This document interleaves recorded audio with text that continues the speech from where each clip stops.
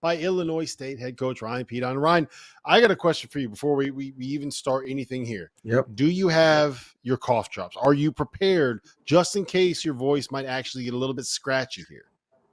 Yeah, you guys like to always make fun of me, but they don't go far from me.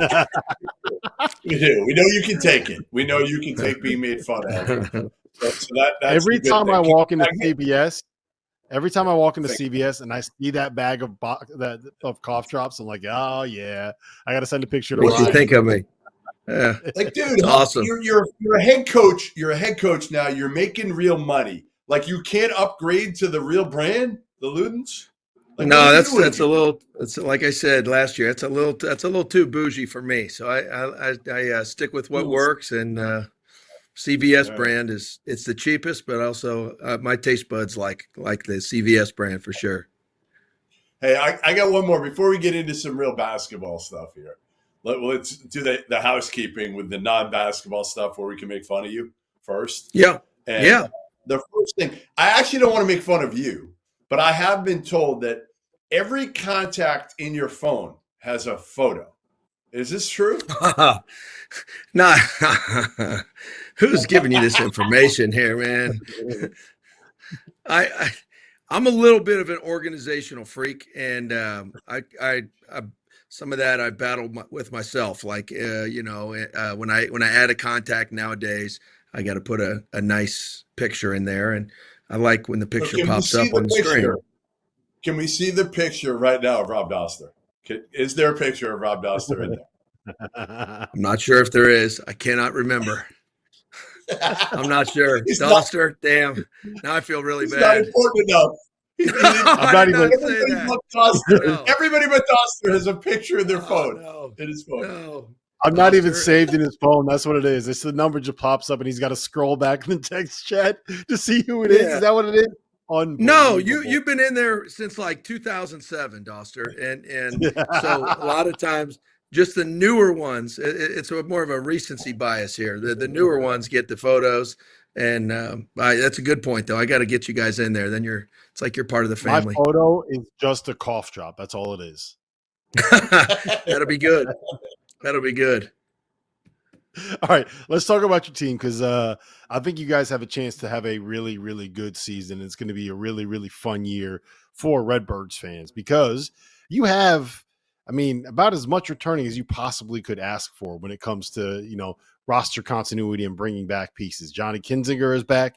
Landon Wolf is back. Jack Doherty is back. Chase Walker is back.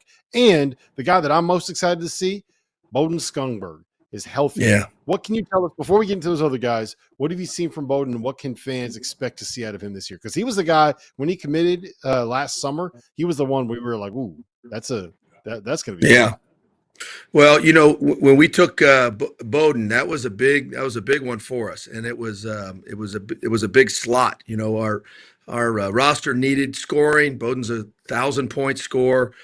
We love his grittiness, his competitiveness. I think he has a real competitive edge that he plays with. So we identify with all the intangible qualities that he brings to the table. I think people have a tendency to forget about guys when they get hurt because there's so much chatter around the portal, who you have coming back or not. And, both he and Brandon Lieb, both were injured last year, took medical red shirts, and both, you can't assume they're just going to stay. Things have sort of changed here, evolved within the walls of our program, and in a weird way, maybe a blessing for some younger guys to be able to get earlier playing time. And now we got to put it together. It's like anything, guys, like across the country, you're seeing it, you wipe the slate clean and it's what you make of it come, October. And we got a lot of work ahead of us here, just like anybody else. And I realize we're a trendy team right now because we have guys returning, but the reality is, there's a lot of good teams in our league. There's a lot of good coaches, and outside of a couple, nobody really knows what each roster is going to look like. Pete, we know everybody loves you, but still, were you a little bit surprised that both Chase and Johnny, Chase being the only first-team All-League guy back, Johnny being a second-team All-League guy, were you a little bit surprised? Because again, you're looking around the country and everybody's leaving for more money, even if it's, because more money's relative, right? I mean, some guys are Sure. making 2-3 billion, but even Yeah. at your level, yeah, if a kid can make 100 grand more, that's still Yeah. significant money. Were you surprised at all, or not really? Well, I think every case is different, and you know, I think you have to look at each individual kid and each individual case and kind of take it for what it's worth, judge it, look at it, examine it, and the meetings that we have with our players at postseason are really important. I think. I felt really good about the connectedness we had with those guys. But you never know. Yeah, you never know because some guys are motivated by different things. Some guys are motivated solely by money. Some of them have a chip on their shoulder and they want to prove people wrong, prove people wrong. And at the end of the day, I try to focus on their belief and, what they do have, the certainty of this situation, and keep eyes on each individual case with, them becoming the best person and player that they can be. And I think for all those guys, they're in a very healthy environment here.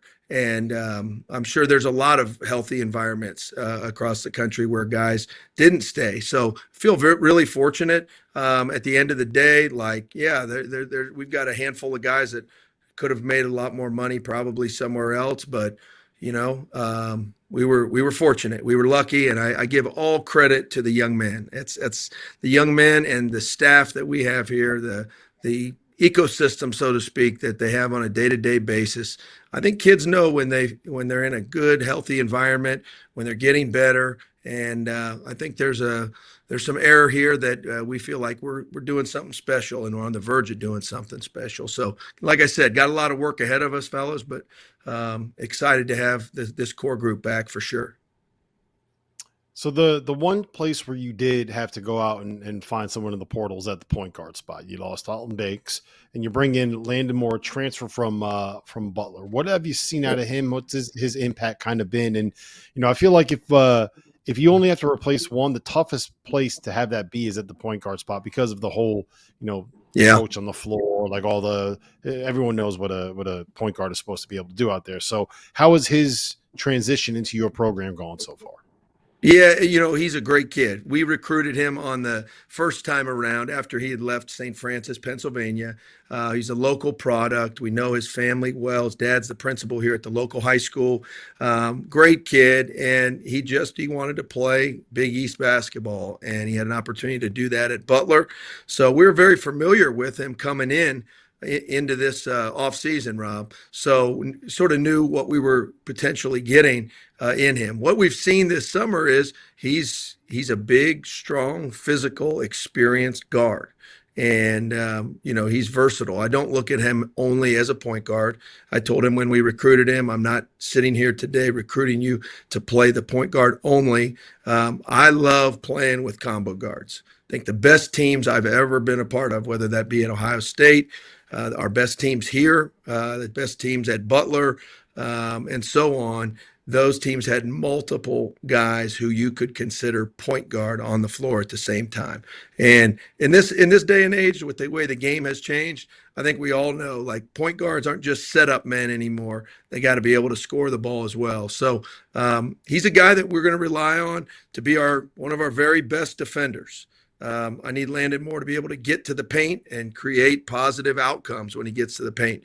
He can get to the free throw line really well, but most underrated part of his game, in my opinion, is his ability to pass.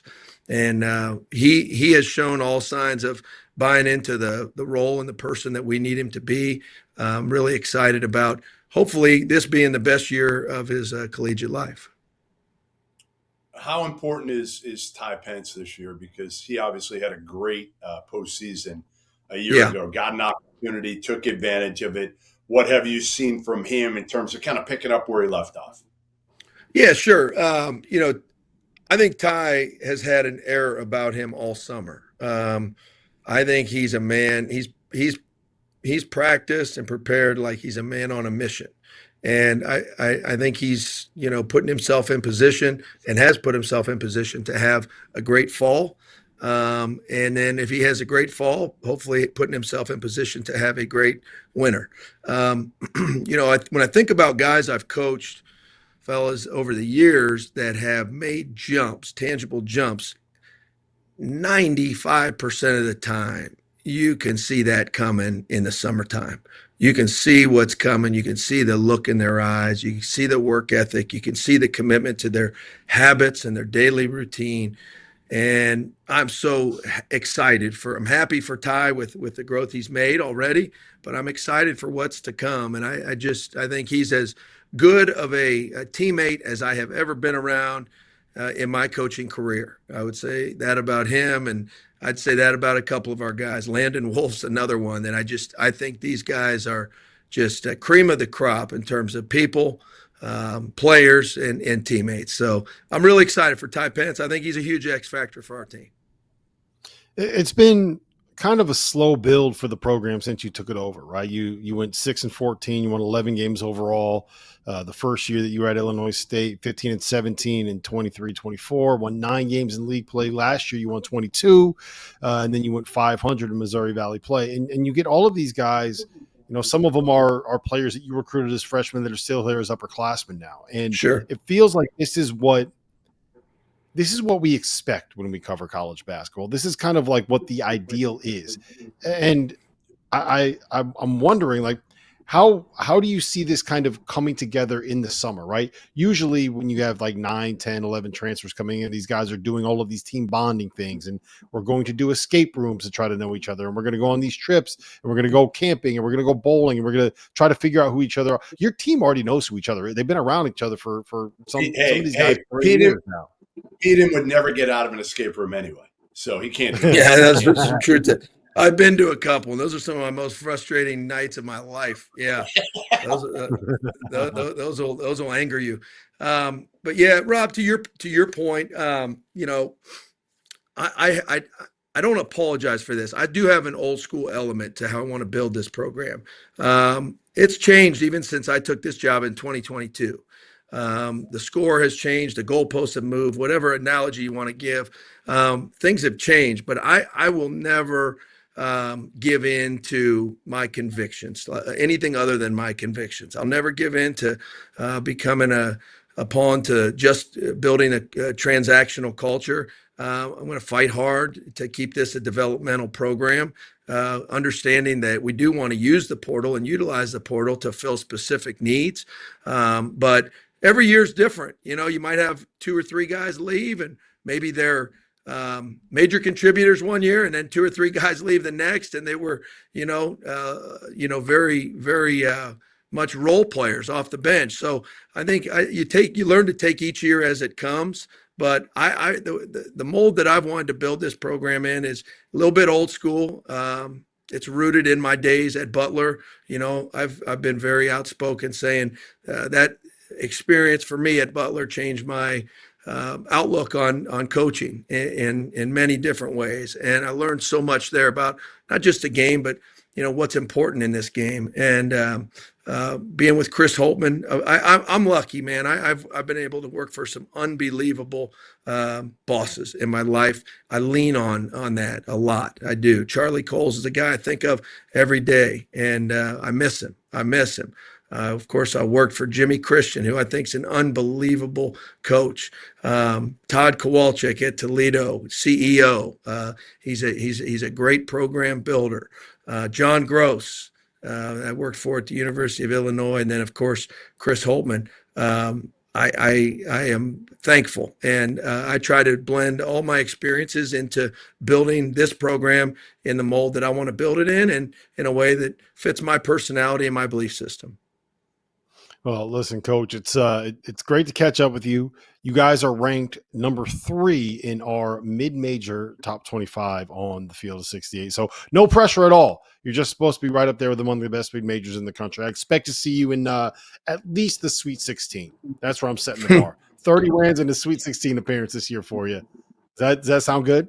You do. I like it. Yeah, the standards are high, and we've been asked that a lot here, Doster, in the off season. But that's what you do this for, right? That's why you you come to programs that you believe in. I'm just happy I'm doing it with the guys that we've been through some wars with, and we've got a great freshman class that I think is going to really boost our older guys and boost the trajectory of our program. The future, I think, is bright, and I love the guys we're doing it with. So we're excited. Appreciate all that you guys do for college basketball. I'm going to send you along, just so you got it. I'm going to send you along a nice picture of Doster. It's not to be shown to anybody, but you can put it in your contact. Hey, that's great. Hey, I welcome it. Look forward to seeing you guys, following you this season, and appreciate you having me on.